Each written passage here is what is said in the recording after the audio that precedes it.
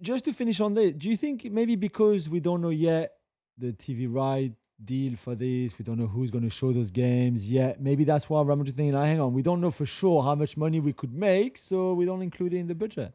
I think that's the official explanation. But I mean, I think you expect that you'll still get something, right? Like, yeah, true. Because the other thing is, let's say the Club World Cup doesn't go ahead. Let's say it gets postponed. Real Madrid players will go on holiday, and then they're going to come back in July, and then they're going to play a bunch of friendlies, and then we're not going to do it for free. And if there's one club in the world that can arrange lucrative friendlies on short notice, maybe they could go to Dubai to Real Madrid theme park and do it there. Yeah. I don't think they have any interest in going there ever, frankly. Sticking, though, with the Club World Cup, Inter Miami will reportedly be handed the A1 seed, which in World Cups goes to the host nation. Yeah. Are you okay with this?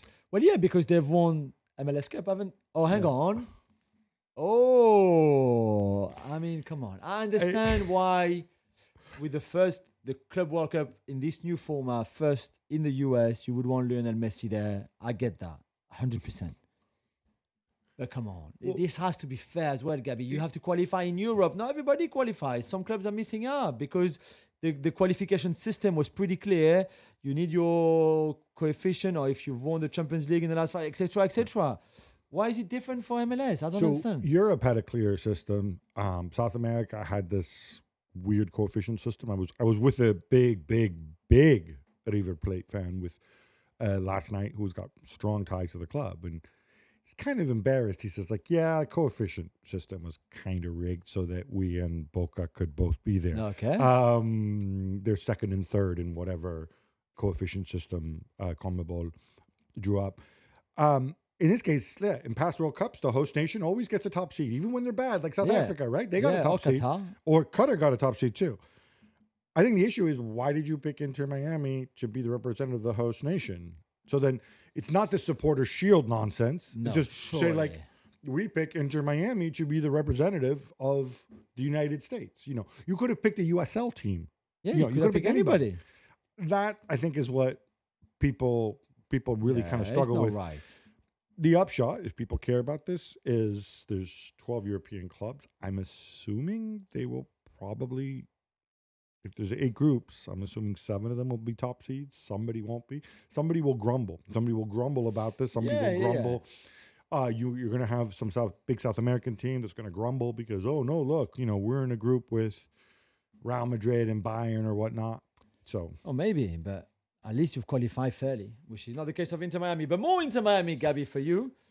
Elimination against Atlanta United, as we mentioned on Monday's show, who was only the 22nd best record in regular season compared to Inter Miami, who were obviously the top in regular season. Shocked many, but what does that mean for MLS going forward? So I actually think this is a pretty big test of where MLS are in the sense, obviously you got a big Messi lift during the season. You got in terms of attendances. I would like some data nerd out there, and I know there are some at the Major League Soccer offices to come out and tell us, did it help the league as a whole? Like, in other words, because Messi's playing in the league, did it help interest, media attention, ratings elsewhere? And now we're going to find out, because with Lionel Messi out of the playoffs will continue. This was just the first round. Yeah. Are people going to talk about this outside of whatever markets the teams are playing in? Is this going to be a big deal? That's a big question, because the reality is, I think Messi has another year contract. Maybe he'll extend, maybe he won't. But Messi ain't going to be around forever, right? And I think this impacts that. It impacts the television deal, the global deal that they signed with Apple TV. It impacts a lot of different things. So I think this is a real test, and maybe MLS will pass this test and they'll come out stronger and say, like, yeah, Messi's a value added, but look at us, we're strong. Yeah. Or it could be the opposite. Roberto De Zerbi told us at the weekend that he was ready to leave Marseille without compensation if people were going to continue to be mean to him. He's still there. Everything is fine now, right? The club have said it's fine. We love you, Roberto. Yeah, I don't know if everything is fine, but he's still there. He was never going to leave. We knew that. He just maybe wanted to. But did he get reassurances from the club and from the players? So. No, did he get a cuddle? He's a cuddly guy with his little beard. I'm not sure he really wanted the cuddle. He just what he wanted to make sure was that nobody would blame him for that humiliating defeat against Auxerre. And that's certainly exactly what's happening because it's all on the players apparently and on the club, nothing on him. So I guess that's why he wanted probably. But that game was on Friday. I'm assuming all the players left on Saturday, and so like he's kind of shouting in the wings. They're all Yeah, there's still a few who are not international. Yeah, there, but at least he's got a bit of quiet time now before the next game. I guess he can hang out with Mason Greenwood. Exactly. He ain't playing international football. Exactly. The game between Besiktas and Maccabi Tel Aviv has been moved from Istanbul to Debrecen in Hungary. So that's in 10 days' time in the Europa League. And will be played behind closed doors. Gab, this comes after the violence that we saw in Amsterdam surrounding the Maccabi's game with Ajax at the time. Are you okay with this change? Yeah, I'm 100% okay. And then the reason I'm okay with it is that this isn't UEFA deciding to move the game. This is Besiktas, whose stadium is in right smack in central Istanbul. Gorgeous stadium, by the way, right on the banks of the Bosphorus. And they're saying, we don't want to deal with this. We don't want to deal, leaving aside the background and it's an Islamic country and whatever else. We don't want to deal with fans coming here, other fans taking this, possibly for our lines. We just don't have any reason to deal with this. We don't want to play the game here. Yeah. So they decide where to play it. Hungary is always happy to host games. Yeah, they are. But they're not even doing it in Budapest. They're doing it in Debrecen, which my Hungarian geography is not great, but I'm assuming is harder to get to than Budapest. And they're doing it behind closed doors. Yeah. So I think this is done in a way to insulate this game as much as possible from the conflict. It's just a football match. I think I'm right thinking Maccabi Tel Aviv have lost every game so far. So in the Europa League, so I think Besiktas say it's a kind of a foregone conclusion. Hopefully we can, I say put this behind us. That is beyond sports pay grade, but at least we can insulate sport from this a little bit. Santos have been promoted to the Brazilian top flight. And so I guess it's inevitable that they'd be linked with one of their illustrious alumni, Neymar. Course. Yeah, if his contract with Al Hilal gets terminated, which is one of the rumors coming out of Saudi Arabia because he's been injured for a long time. He had a little setback and picked up another injury that will keep him out probably until the end of December. And we know that in the Saudi League, there's a break between the start of December and the start of January anyway. So even if he comes back mid-December, there's no games there for another 3 or 4 weeks.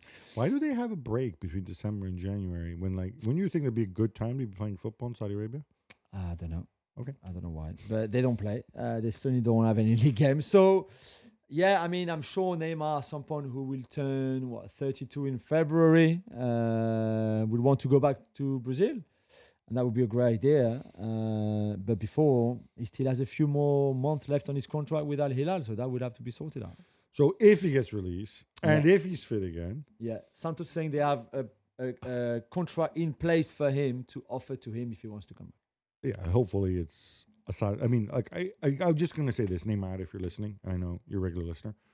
If you go back to Santos, I hope you do it with a team-friendly contract. Yeah, sure. I never understand why, having made all the money he's made, why he should. I mean, I'd go back for minimum wage if I were Neymar. With all the money that he's made, and not just the money, also the different charities, the foundations. He has this whole thing going on there. I mean. Just do it as a gesture and to rediscover your love for football. Yeah. If this is what you're going to do. If not, it's a different issue. FIFA have given a grant of $3.1 million to the University of Tennessee and Michigan State University to research and optimize pitches for the 2026 World Cup. I don't really understand this. Okay. So the pitches are bad in the US. No, they are. They're bad. This is really, really important. And this is going to become an issue during the tournament. Okay. If they don't deal with this now. Okay. Because these are football stadiums. Some of them have grass. Some of them don't have grass. Yeah. Some of them have different types of grass. So they're all going to get grass for the World Cup. But we know from experience that when you suddenly lay grass in a stadium, it's not like all of a sudden it turns into an ideal football pitch. So they're getting $3 million. I guess these people have sort of... Are they like grass experts in those universities? Yes. These are big land grant universities who have... presumably all sorts of agricultural gardening divisions. I don't know. But no, look. The Ballon d'Or of gardening goes to University of Tennessee. I think this is important. Yeah, right? me too. Every I year want at the good World Cup, pitches people in lose their 2026. minds over the ball sucks, it's too light, it's too heavy, or too the hard. pitches are bad, right? Yeah. I want to take this out of it. I want to have a World Cup in the US. I want to have the best possible football pitches out there. Yeah. And if you have to get it to these like farmery nerds in Tennessee and whatever, Sure. it also strikes me because obviously Michigan State up north, Yeah. Tennessee closer to the south, different climates, different stadiums. Very smart. It's a big country. Yeah. I'm glad they're on top of this. No, me too. Me All too. I was only joking. Gary Lineker, Oh. who once played football and was pretty good. He was pretty good.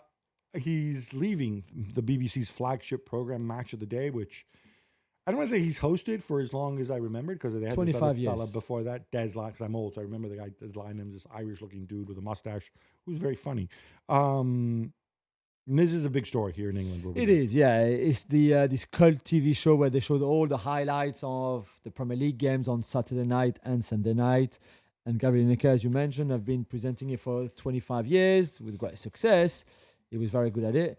And now he's 63 years old, I think.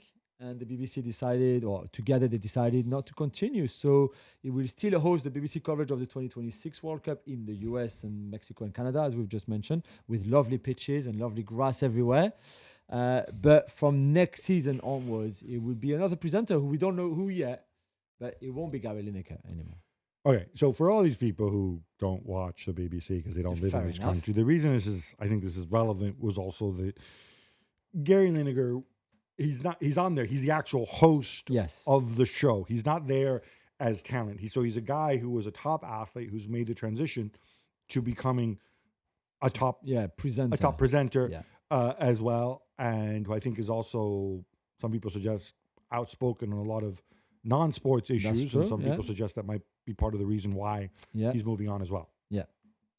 Genoa released their third jersey this week. Gab, you don't like publicity stunts, but I bet you like this one, though.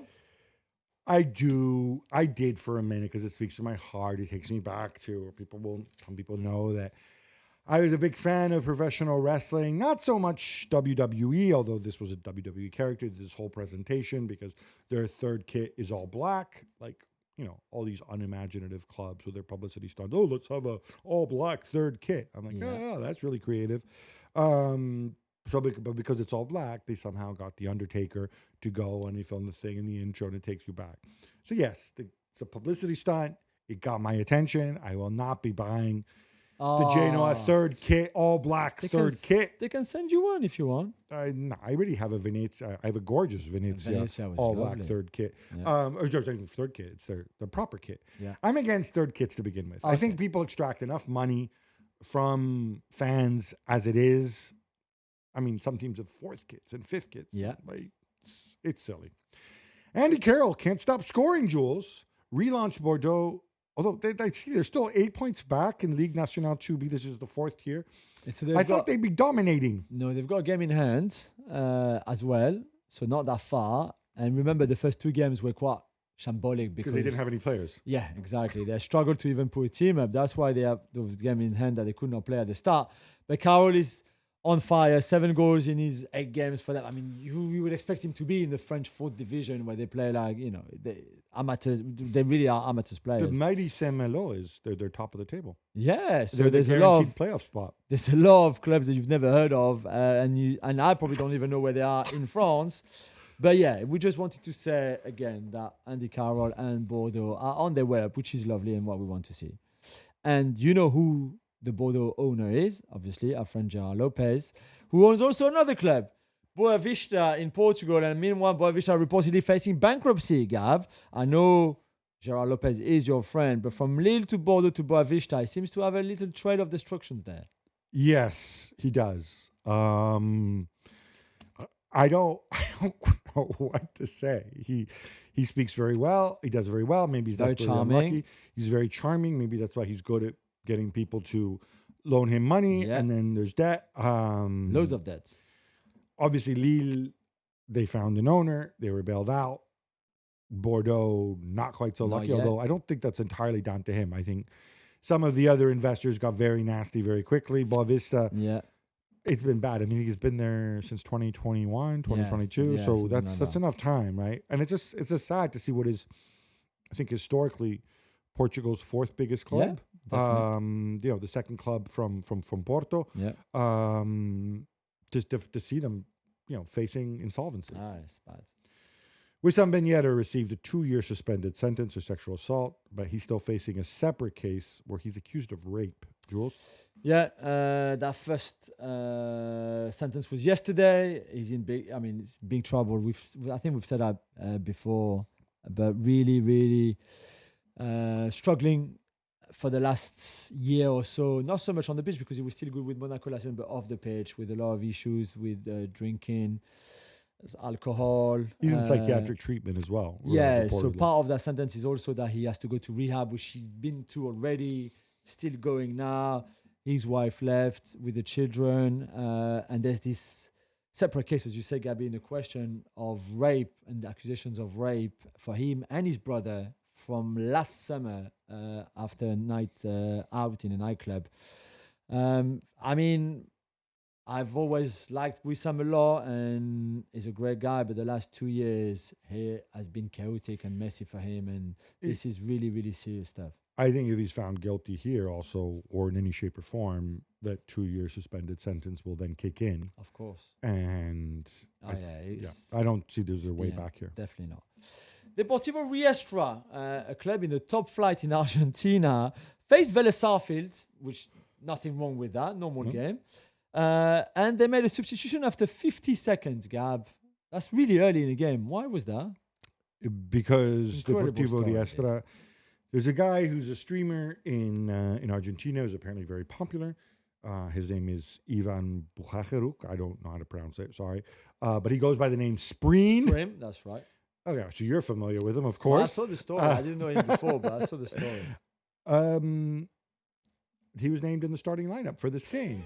And he didn't touch the ball. And after 50 seconds, he came off. Apparently, the Deportivo Riestra coach told the Vélez coach, hey, by the way, I'm going to play this guy up front. You don't have a problem with it, do you? And it's only going to be for less than a minute, just a publicity stunt. That the guy said, oh, well, then if it's this guy, just go ahead and play him for the whole game. It's funny to a point. Deportivo Riestra are known for publicity stunts, for getting a lot of publicity. It's funny because I was not familiar with them. And I looked up, they played in a 3,000-seat stadium, which is like literally 2 blocks from the Nuevo Gasómetro, where the historic San Lorenzo play in Buenos Aires.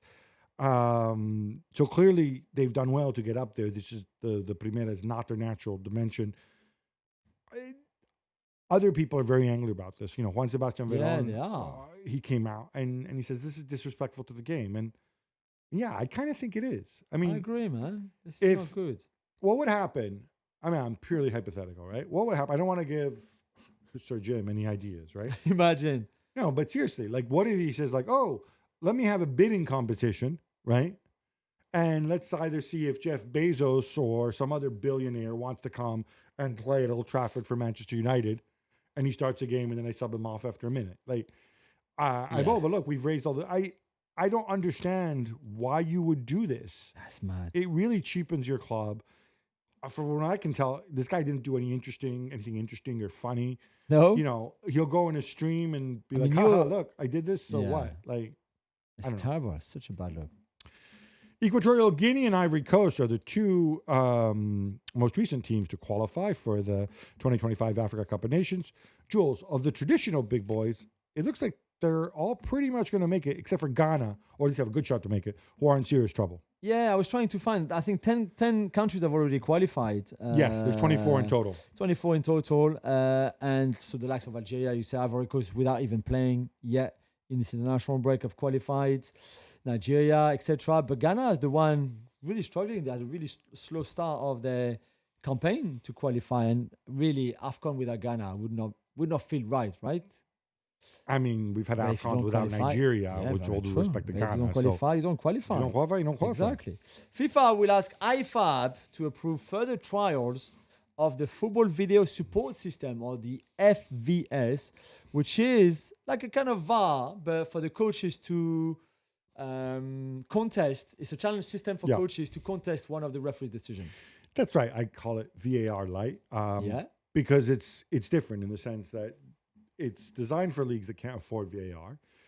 And there's two aspects to it. First of all, you don't have all the cameras and the semi-automatic offsides and, Anthony Taylor and David Coote and all this nonsense. Yeah. You don't. You just have usually the TV feed, 3-4 cameras, and the coaches are the ones who can challenge a decision.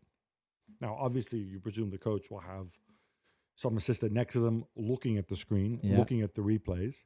And if he says, "Oh no, this is wrong," or "I never touched them," or it could be a player on the pitch saying, "Coach, challenge this penalty because whatever." Yeah.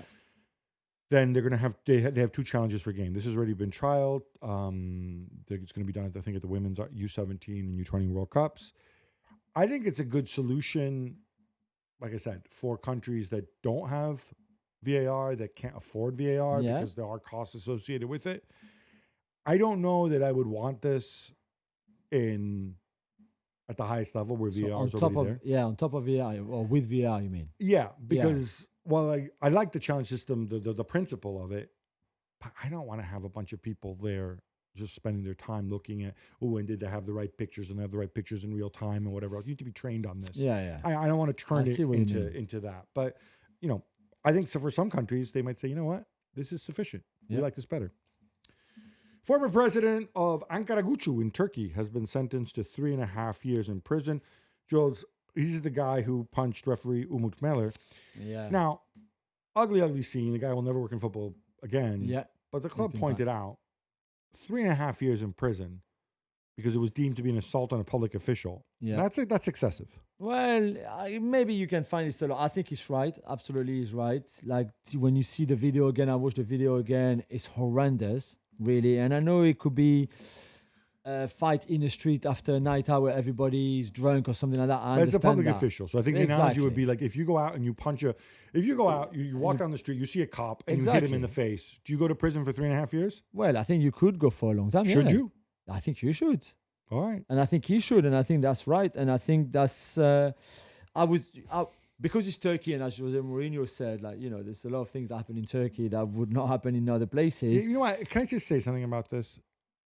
You're taking a lot of liberties, Jose. Ah, you're a guest in this country. Mourinho. Whatever, but I don't like it when he talks like that. He doesn't need to do it. Yeah, but it's not your country. You're there. You've accepted the country. To go out, it plays into stereotypes. I mean, I thought he left all this years ago when he went to play in Palermo and made jokes about the mafia. Just leave it. You don't need to do this. Yeah, well, he did, and I think this time they got it right for me. Gab, Divock Origi is still just 29 years old. He's still a football player. If you had forgotten about him, what is he up to? So he's still under contract with Milan. Obviously, he was on loan at Forest last year, where I think he might have scored an FA Cup goal and nothing else. Yeah. When he's not in the squad. But obviously clubs still have to go and give you a place to train and support you. And he's like, no, I don't need that. I'm just going to trade myself with my own personal trainer on my own time. And he's just hanging out. He has to be in Italy for a certain amount of time because he has certain tax advantages to his contract, which he would lose if he were to go home to Belgium. So he's just sitting there hanging out. I'm not even sure.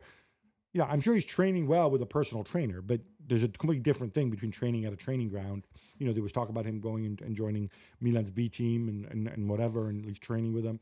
He's not even doing that. I don't know how much interest this guy has in continuing to play football. Still young. I think he'll go down as maybe Milan's worst signing of kind of the new era, right? When they brought in the analytics nerds and the scouts and they reformed everything.